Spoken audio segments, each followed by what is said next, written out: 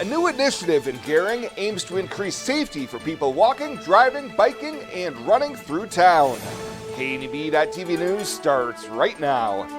From your trusted source for news in western Nebraska and eastern Wyoming, this is KNEB.TV News. Presented by Platte Valley Companies, premier provider of financial services. Hello, I'm Ryan Murphy. This is KNEB.TV News powered by Platte Valley Companies. Thanks for joining me. In our top story, the city of Gering has launched their Gering Safe Passage initiative, what officials say will be a major step towards creating safer and more accessible streets, sidewalks, trails, and highways throughout the community. Funded through the federal Safe Streets and Roads for All program, the project formally kicked off in April with a meeting of advisory team members from the city, school district, and public health district. City engineer Annie Folk says at this moment, the advisory group wants as much public input as possible through an online survey at plangering.org. I'm trying to make sure that we have as much information from the people who are out there walking, cycling, driving, and trying to get it from them because they're seeing things every day that we as staff may, and certainly our consultants from out of town may not be aware of. So that's the biggest push right now, is just trying to get as much information from the community as we can. Folk says while 10th Street will be a primary focus, the group also wants to know the public's thoughts on Five Rocks Road and any other street where changes could make travel safer. She says the input will directly influence the priorities and strategies developed throughout the project for the entire community. Well, a 36-year-old Bridgeport woman accused of writing numerous bad checks to purchase multiple vehicles during the last quarter of 2024 has pled no contest to several charges to avoid standing trial. Kimberly Ingersoll was arrested earlier this year following a Nebraska State Patrol investigation where she allegedly wrote bad checks of $12,000, nearly $15,000, and $7,000 to 3 different dealerships in 3 different communities in late October, mid-November, and mid-December, respectively, each time driving away with a new vehicle. Last week in Scottsbluff County District Court, she was convicted on 2 Class 2A felony charges of issuing bad checks of more than $5,000 or more, and in exchange for her no contest plea, 4 of the same charges were dropped. She'll be back in court on July 11th for sentencing, where she could face a maximum of 20 years imprisonment on each count, restitution, and fines. And upgrades will be happening at one of the City of Scottsbluff's parks in the southeast part of town. During last week's council meeting, unanimous approval was given to local firm Mark Chrisman Trucking for a nearly $110,000 bid for concrete improvements for a new mini pitch, a hard court sports field for soccer at Veterans Park. City Manager Kevin Spencer said this need came after city crews tried to tackle the work originally. You know, when Parks came up with this project, we had hoped that this was work that we were going to be able to do ourselves. And Transportation did do the demolition, but when they did the demolition, the ground was just saturated underneath. And that's when we realized that we needed this project to be engineered and we needed a contractor to do the work. Spencer says the next closest mini pitch that he's aware of is in Omaha, and he's very excited about this addition for the city. We'll have more news right after this. Whether you're gardening, searching for the perfect vacation home, or planning your next travel destination, your life is just as unique. Your Raymond James financial advisors, Jody Rosiska and Kevin Figg, get to know you, your passions, and your vision for the future, so you can live your life. That's life well planned.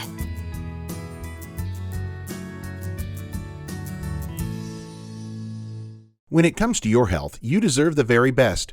At Morrill County Community Hospital, they provide top-notch care with compassion and expertise. From routine checkups to advanced surgeries, their dedicated team is here for you 24/7. With state-of-the-art technology and a patient-first approach, they ensure you and your loved ones receive the highest quality care. Because at Morrill County Community Hospital, your health is their priority. Visit Morrill County Community Hospital today in Bridgeport. Morrill County Community Hospital. Exceptional care right here at home. Welcome back. The Nebraska governor The legislature and the Secretary of State continue to disagree about whether the constitutional requirements for filing budgetary line item vetoes in LB 261 and LB 264 were met last week by the deadline of midnight of May 21st. However, given how closely the budget bills match the governor's originally introduced budget, the governor has decided to refile them with the Secretary of State, accompanied by a statement of the withdrawal of the line item vetoes. Pillen says that will render the underlying constitutional dispute moot and bring the matter to a close. The mid-biennium budget adjustment process is only 7 months away, and the governor and the speaker have agreed budget adjustment measures next session will be a priority. To avoid a similar future dispute, all parties have agreed to meet during the interim to clarify and confirm procedures that meet the constitutional requirement for transmittal of budget vetoes and ensure they are maintained in a clear written guidance for future implementation by all offices. And as we wrap up Beef Month in Nebraska, U.S. Senator Pete Ricketts highlighted his work supporting ranchers and producers. He said Nebraska's ranchers feed the world, and this month we have been honoring the hard-working cattlemen and women that promote the great industry. Nebraska beef production is key to our state's success. Last year, we led the nation with over $2 billion in beef exports. Nebraska also led the nation in commercial cattle slaughter with 6.8 million head. We have the top 3 beef-producing counties in the nation in Cherry, Custer, and Holt counties. Ricketts said Nebraska beef is not just healthy. He says it's our culture and way of life. This month and every month, he says, we celebrate our state's beef industry. Fly United Airlines, operated by SkyWest with Western Nebraska Regional Airport. United is dedicated to going the extra mile for you with daily flights to and from Denver, along with a commitment to excellent service. Reserve your flight today, and remember, United miles can be earned and redeemed with your flights. While at the airport, stop and enjoy authentic Italian food at Roma Italian Restaurant. Plus, Hertz Thrifty Car Rental is there for your car rental needs. Make life easier, relax, and get on board with Western Nebraska Regional Airport. I imagined retirement in a place where we could enjoy our golden years, where adventure and friendship are the only items on the schedule. The Garden Homes at Northfield gives us the luxury we planned for and peace of mind when it comes to convenience, safety, and comfort. We never have to stop and think about the day-to-day upkeep. We love to explore abroad, but most importantly in our backyard. So much to do, so much to see. Here at Northfield, we get the protection of life care, incredible tax benefits, and secured rates for aging services. It's peaceful, knowing that if our needs change, we'll be taken care of. And most importantly, that our kids will never have to make any tough decisions. There never seemed to be enough time to do all the things we wanted. Now we get to focus our energy on enjoying what this community has to offer. At the Garden Homes, life is ours again. A place we had dreamed about. A chance to focus on us. Welcome to Kelly's Liquor, your liquor cabinet. Whether you're a wine enthusiast, a whiskey sommelier, a tequila connoisseur, or you just love your beer, Kelly's has the best selection of what you're looking for. Family owned and operated since 1946 and right on 27th Street in Scottsbluff. Come see us today at Kelly's Liquor, your liquor cabinet. And remember to be a good neighbor. Don't drink and drive. Kelly's Liquor, West 27th Street in Scottsbluff.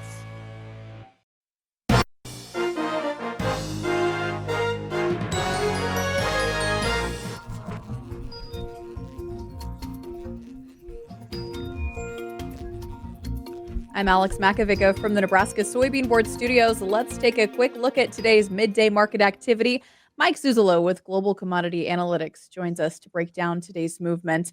Mike, we got news this morning on the federal court blocking most of the Trump's tariffs, saying he kind of exceeded his authority. How do you see these ag markets reacting to that news? Is there anything else playing a role today? You know, it seems like by the price ranges from the Globex trade to where we were in the day trade on Thursday, Alex, it looked like to me that the market had a relief rally on the initial news.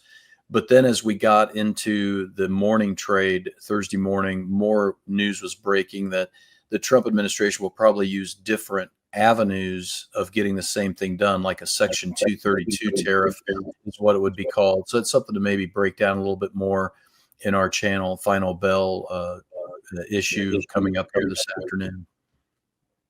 Okay, we also got news, I believe it was on Tuesday, that there was a detection of New World screwworm here in the United States that quickly debunked by the USDA, but it's still kind of having a lingering effect on the markets. What's the news on that front, and how do you see things reacting? Yeah, great question. Two big things I think are sitting in front of us right now with this issue. Number one, the cattle and feed report clearly did not feed the bull, because this news really, even though it was all rumor mill, really hit the markets hard. And so the fundamentals did not hold up after that news broke. So that's point number one. Point number two is it also shows we do have a screwworm premium in the feeder cattle. Now that comes in on the back end of that comes the news from the USDA chief veterinarian on Wednesday afternoon that this import situation where we don't bring in any Mexican feeders could go all the way to the end of the year. I think that was a price-friendly, bullish piece of news. So we see a big contrast between the cattle heading into the end of the month and the grains, which are now pulling weather premium out here at the end of the month, and the weather bulls kind of running for the hills in corn and beans. Okay, lots of things to break down this afternoon. Mike Zuzolo with Global Commodity Analytics will be joining us on the channel Final Bell here on our Rural Radio Network stations. You can contact Mike and his team at globalcomresearch.com. As we head into the midday session, corn and beans about 3 to 5 cents lower, and livestock trending higher. For the Rural Radio Network, I'm Alex Makovica.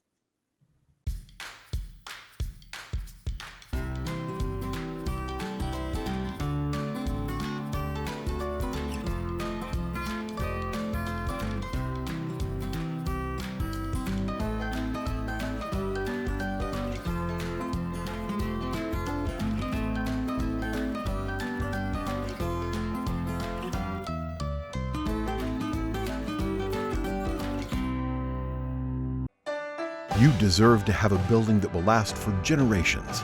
With more than 110 years of experience and thousands of satisfied customers, Morton Buildings is the industry leader you can trust.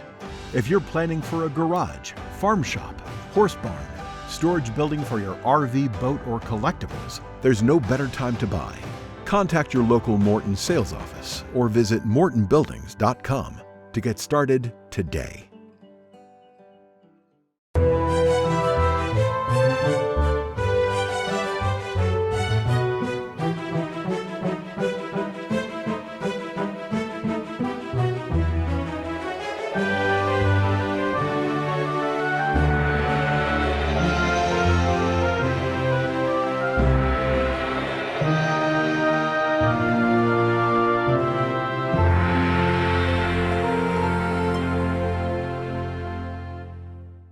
Let's take a peek at your weekend community calendar, brought to you by Riverstone Bank.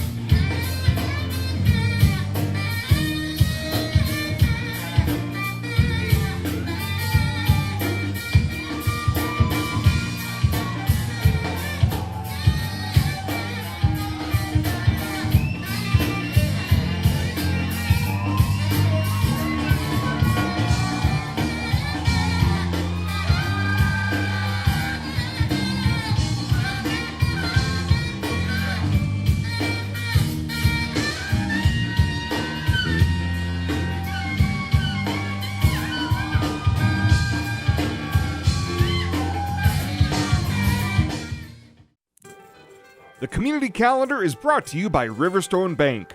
We're local and we love our community.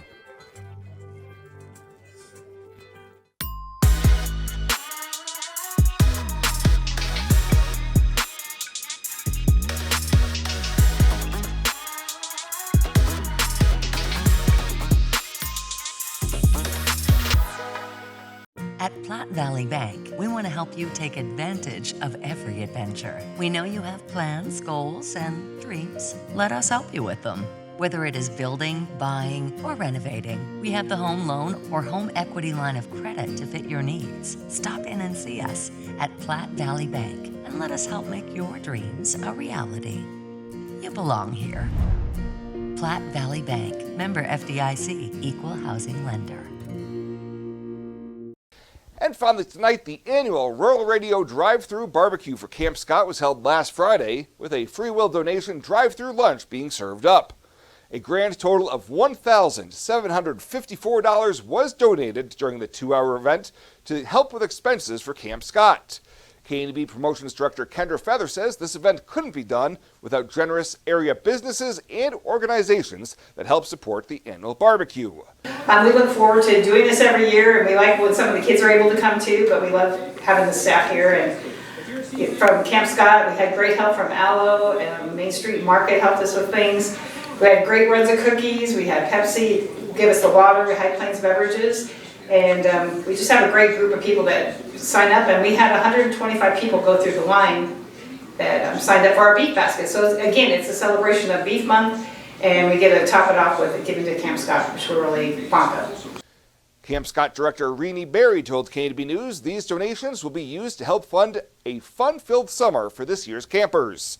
Oh my, we go fishing, we go bowling, we're going to the Wildcat Center, we're going to the zoo. So we do a lot of fun things. That's what it should be all about, is fun. Since its inception about a decade ago, the Beef Month Barbecue has raised roughly $14,000 for Camp Scott. Well, that does it for us this time. Thank you so much for tuning in. Have a great weekend. We'll see you back here on Monday.